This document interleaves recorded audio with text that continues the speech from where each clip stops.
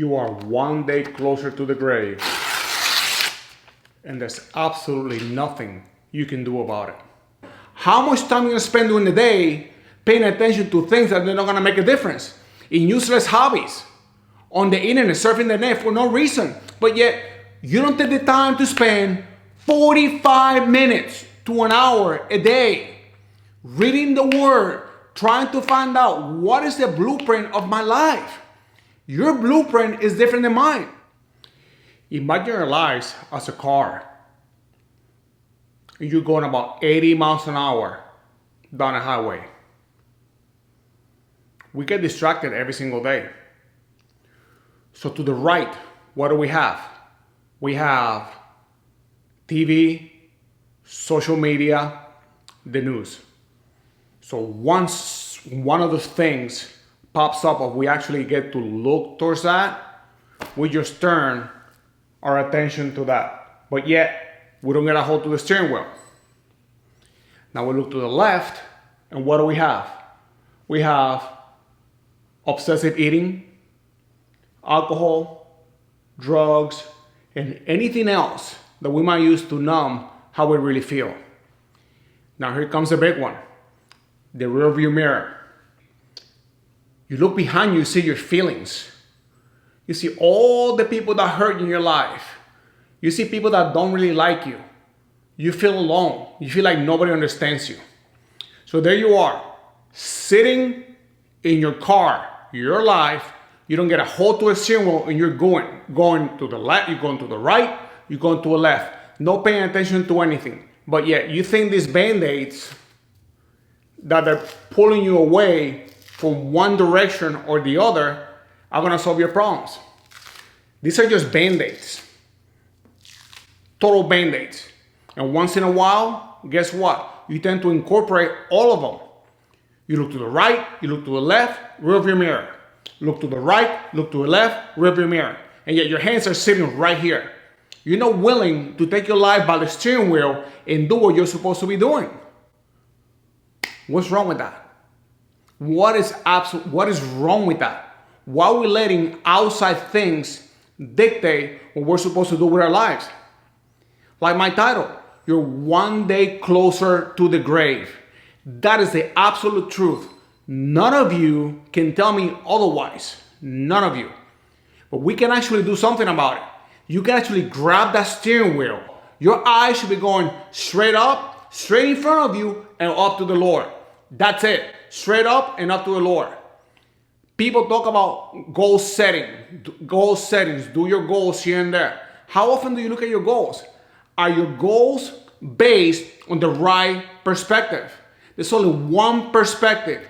Put your eyes on God. Once you put your eyes on God, all those little distractions, those little band-aids that are ripped off, they're still gonna be there. There's no way of getting rid of them. But you can control and decide how much time you're gonna spend in doing the things you're supposed to be doing. How much time you're gonna spend during the day paying attention to things that are not gonna make a difference. In useless hobbies, on the internet, surfing the net for no reason. But yet, you don't take the time to spend 45 minutes to an hour a day reading the Word, trying to find out what is the blueprint of my life. Your blueprint is different than mine. But we have one thing in common. We're servants of God. We have to be serving Him constantly. Going back to that poor me syndrome, I will never forget this. The time that I spent in Africa, I would see those little kids without hair, and then their stomachs up to here with parasites, right? And I was like, God, what is going on? Why him and not me? Think about how many people right now would love to be in your shoes right now. Now, I know there's a lot of people out there that they're sick. A lot of people that don't have any hope. But still, you can grab that steering wheel and do what you're supposed to be doing with your life. Listen, nowadays in this world of political correctness, we see when you play T-ball or soccer, you have two teams going for the championship. You have two trophies. Number one place and number two place.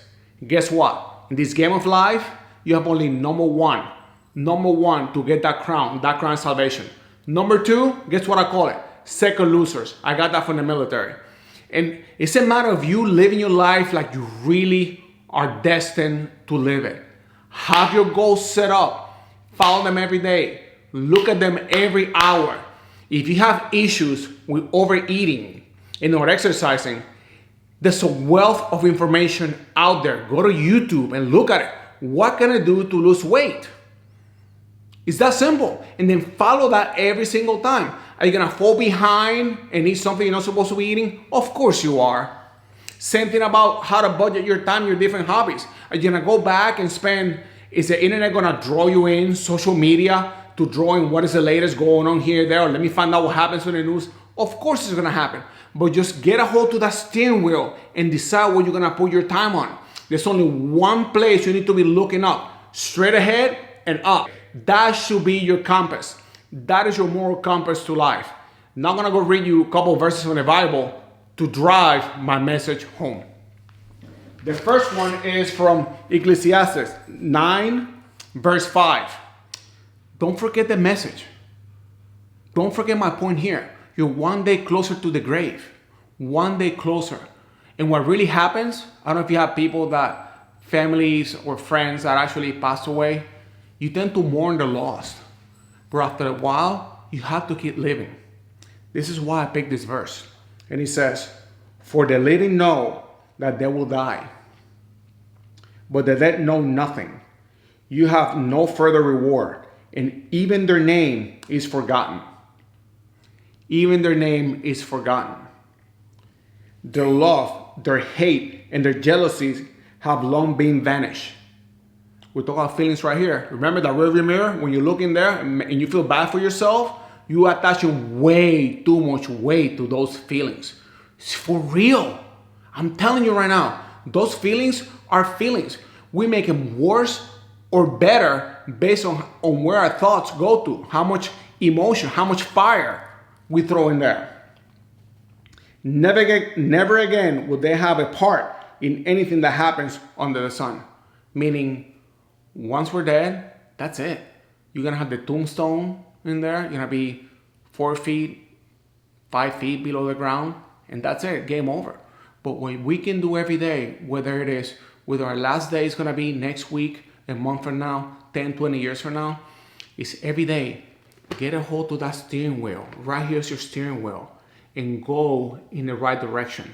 Are you gonna be hit from the left? Are you gonna be hit from the right? Are you gonna be hitting all the time? Yeah. Are you gonna get your hands, are you gonna get your hands off the steering wheel once in a while? Yes. Are you gonna let the feet off the pedal? Yes. It will happen. Just be prepared. That is the reality. But I want you to really know you gotta grab the steering wheel and do what you're supposed to be doing with your life.